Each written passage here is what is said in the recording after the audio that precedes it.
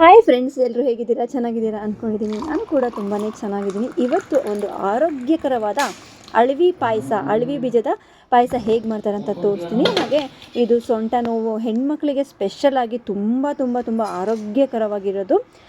ಸೊಂಟ ನೋವು, ಕಾಲು ನೋವು, ಹೊಟ್ಟೆ ನೋವು ಅಂತಿರ್ತಾರಲ್ಲ, ಸೊ ಅವರಿಗೆ ಈ ಅಳವಿ ಪಾಯಸ ತಿಂಗಳಲ್ಲಿ ಒಂದು 4 ಟೈಮ್ ಆದರೂ ಮಾಡಿ ಕುಡಿತಾ ಇರಬೇಕು.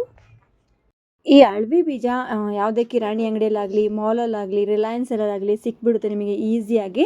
ಈ ಅಳವಿ ಬೀಜವನ್ನು ತೊಗೊಂಬಂದು ಆರಿಸ್ಕೋಬೇಕು. ಸ್ವಲ್ಪ ನೀಟಾಗಿ ಕ್ಲೀನ್ ಮಾಡ್ಕೋಬೇಕು. ನೀವು ಒಬ್ರಿಗಾದರೆ 1-1.5 ಸ್ಪೂನ್ ಆದರೆ ಸಾಕು. ಇಲ್ಲ, ಇದು ನೆನೆಸಿದ್ರೆ ಜಾಸ್ತಿ ಆಗುತ್ತೆ. ಸೊ ಇಲ್ಲಿ ನಾನು ಒಂದು 4 ಜನಕ್ಕೆ ಮಾಡ್ತಾಯಿದ್ದೀನಿ. ಹಾಗಾಗಿ ಒಂದು 4 ಸ್ಪೂನ್ ಅಳವಿಯನ್ನು ಹಾಕ್ಕೊಳ್ತಾ ಇದ್ದೀನಿ ನೆನೆಸ್ಕೊಳ್ಳೋಕ್ಕೆ. ಇದು 1 ಸ್ಪೂನ್ ಹಾಕಿದರೆ ಸಾಕು ಒಬ್ಬರಿಗೆ. ಸಖತ್ತಾಗಿರುತ್ತೆ. ತಿಂಗಳದ ಪ್ರಾಬ್ಲಮ್ ಹೆಣ್ಮಕ್ಳಿಗೆ, ಸೊಂಟ ನೋವು, ಕಾಲು ನೋವು ಅದು ಜಾಸ್ತಿ ಇರುತ್ತೆ. ಸೊ ಇವರು ವಾರದಲ್ಲಿ 1 ಟೈಮ್ ಮಾಡ್ಕೊಂಡು ಕುಡಿತಾ ಇದ್ದರೆ ಸೊಂಟ ನೋವು ಎಲ್ಲ ನಿಮಗೆ ವಾಸಿಯಾಗುತ್ತೆ. ಇವಾಗ ಇದನ್ನು ನೆನೆಸಿದ್ದೀನಿ ನೋಡಿ. ಈಗ ನೆನೆಸಿದ ತಕ್ಷಣ ಇದು ಚೆನ್ನಾಗಿ ನೆಂದ್ಕೊಂಡ್ಬಿಡುತ್ತೆ. ಹಾಗೆ ಇದಕ್ಕೆ ನಾನು ಸ್ವಲ್ಪ ಅಂಟು ಹಾಕ್ತೀನಿ. ಅಂಟು ಹಾಕಿದರೆ ತುಂಬಾ ಚೆನ್ನಾಗಿರುತ್ತೆ. ಇದು ನಾನು ಹಾಕಿಬಿಟ್ಟು ಒಂದು 2-3 ಸತಿ ತೊಳ್ಕೊಂಡು ಇದರಲ್ಲಿ ಸೋಸ್ಕೋತೀನಿ. ನೋಡಿ, ನಾನು ಈಗ ಜಸ್ಟ್ ನೆನೆಸಿದ್ದೀನಿ. ನೈಟ್ ನೆನೆಸಿದ್ರೆ ಬೆಳಗ್ಗೆ ಎದ್ದು ನೀವು ಮಾಡ್ಕೋಬೋದು. ಇವಾಗ ಇದನ್ನು ಒಂದು 2-3 ಸತಿ ಚೆನ್ನಾಗಿ ತೊಳ್ಕೊಂಬಿಟ್ಟು ಅದಕ್ಕೆ ನೀರು ಹಾಕ್ಕೊಳ್ತೀನಿ. ಇದಕ್ಕೆ ಇವಾಗ ನಾನು ಸ್ವಲ್ಪ ಅಂಟು ಹಾಕ್ಕೊಳ್ತಾ ಇದ್ದೀನಿ. ಅಂಟು ಕೂಡ ಸೊಂಟದ ನೋವಿಗೆ, ಸೊಂಟ ಗಟ್ಟಿ ಮಾಡಲಿಕ್ಕೆ ತುಂಬಾ ಹೆಲ್ಪ್ ಆಗುತ್ತೆ. ಸೊ ಅಂಟುಂಡೆ ಎಲ್ಲ ಮಾಡ್ತೀವಲ್ಲ, ಅದೇ ಅಂಟನ್ನು ನಾನು ಇದಕ್ಕೆ ಅಳವಿ ಬೀಜಕ್ಕೆ ಹಾಕ್ತಾಯಿದ್ದೀನಿ. ನೋಡಿ, ಒಂದಿಷ್ಟು ಸ್ವಲ್ಪ ಹಾಕ್ತಾಯಿದ್ದೀನಿ. ಇದು 4 ಜನಕ್ಕೆ ಮಾಡ್ತಾ ಇರೋದು. ಸೊ ಅಂಟನ್ನು ನಾನು ಒಂದು ಸ್ವಲ್ಪ ಹಾಕಿದ್ದೀನಿ.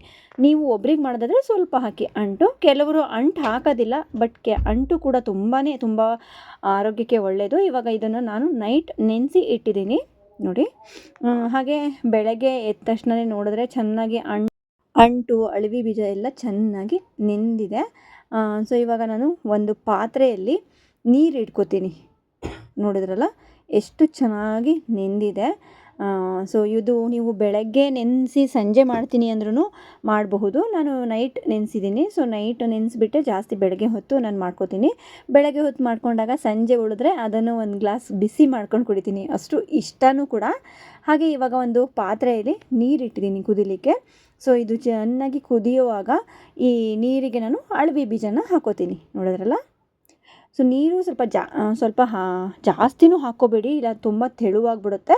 ಇವಾಗ ಕುದಿಯೋ ಇದರಲ್ಲಿ ನಾನು ಅಳವಿ ಬೀಜನ ಹಾಕಿ ಚೆನ್ನಾಗಿ ಮಿಕ್ಸ್ ಮಾಡ್ಕೊಳ್ತಾ ಇದ್ದೀನಿ. ನೋಡಿದ್ರಲ್ಲ, ಕುದಿತಾ ಇರುವಾಗ ನಾವು ಹಾಕ್ಕೋಬೇಕು.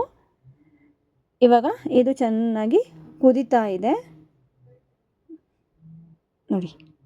ಚೆನ್ನಾಗಿ ಕುದೀತಾ ಇದೆ. ಇದಕ್ಕೇನು ಜಾಸ್ತಿ ನೀವು ಐಟಮ್ಸ್ ಹಾಕಲೇಬೇಕಂತ ಏನಿಲ್ಲ. ಒಂದು ಸ್ವಲ್ಪ ಐಟಮಲ್ಲಿ ನಮಗೆ ಅಳವಿ ಪಾಯಸ ರೆಡಿ ಆಗಿಬಿಡುತ್ತೆ.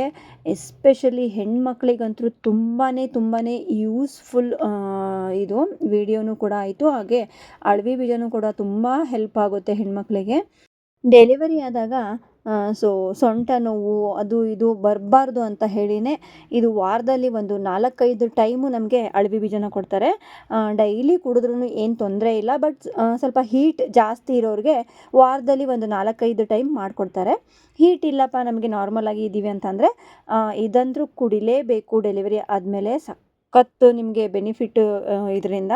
ಸೊ ಮುಂದೆ ಹೋಗಿ ನಿಮಗೆ ಸೊಂಟ ನೋವು ಅದು ನೋವು ಅಂತ ಇರಲ್ಲ. ಇಲ್ಲಿ ನಾನು ಅಳವಿನ ಸ್ವಲ್ಪ ತೆಕ್ಕೊಂಡಿದ್ದೀನಿ. ಯಾಕಂದರೆ ನಾನು ಹಾಲು ಮಿಕ್ಸ್ ಮಾಡಬೇಕಲ್ಲ, ಸೊ ಅದಕ್ಕೆ ನಾನು ಹಾಲು ಮಿಕ್ಸ್ ಮಾಡ್ದೇ ಸ್ವಲ್ಪ ತೆಕ್ಕೊಂಡಿದ್ದೀನಿ. ಸಂಜೆಗೆ ನಾನು ಬಿಸಿ ಮಾಡ್ಕೊಂಡು ಕುಡಿಯೋಣ ಅಂತ ಹೇಳಿ ಇಲ್ಲಿ ಬಿಸಿ ಹಾಲನ್ನು ನಾನು ಬಿಸಿ ಮಾಡ್ಕೊಂಡಿದ್ದೀನಿ.